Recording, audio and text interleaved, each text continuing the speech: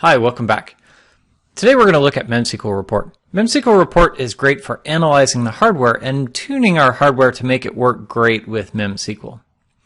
In previous versions of memsql report, we could validate our existing cluster, but we couldn't check to see if our hardware is good before we installed the cluster. New in memsql 7.1, we have a validate environment flag. Now I'm checking a local machine, so let's check this local machine. memsql report, collect local, validate environment. This will run a series of tests to go check our system, and the report is written here to this file. Let's check that report. This will go look through all of the things that we collected and give us some pass-fail metrics for all the things that we're looking for. So picking one at random, let's pick transparent huge page.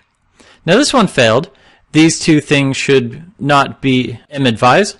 We have a link right here where we can get more information about this system and what we can do to configure it so our system is compatible. So flipping to the docs link, we can learn more about how to disable transparent huge page.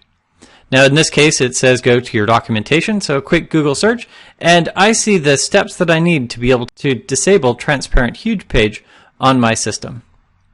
So let's do exactly that. Let's disable huge page.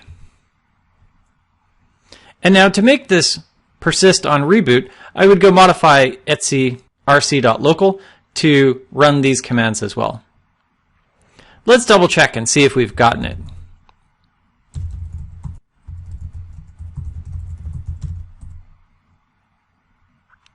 We now have two report files, the report that we just created and the previous report. Let's check this report.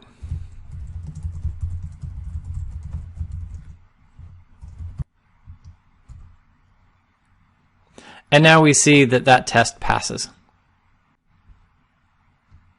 I can do the same process with all of the other fails, go look at the documentation to understand what I need to do to make my system most compatible with memsql, and make those changes to keep my system running well.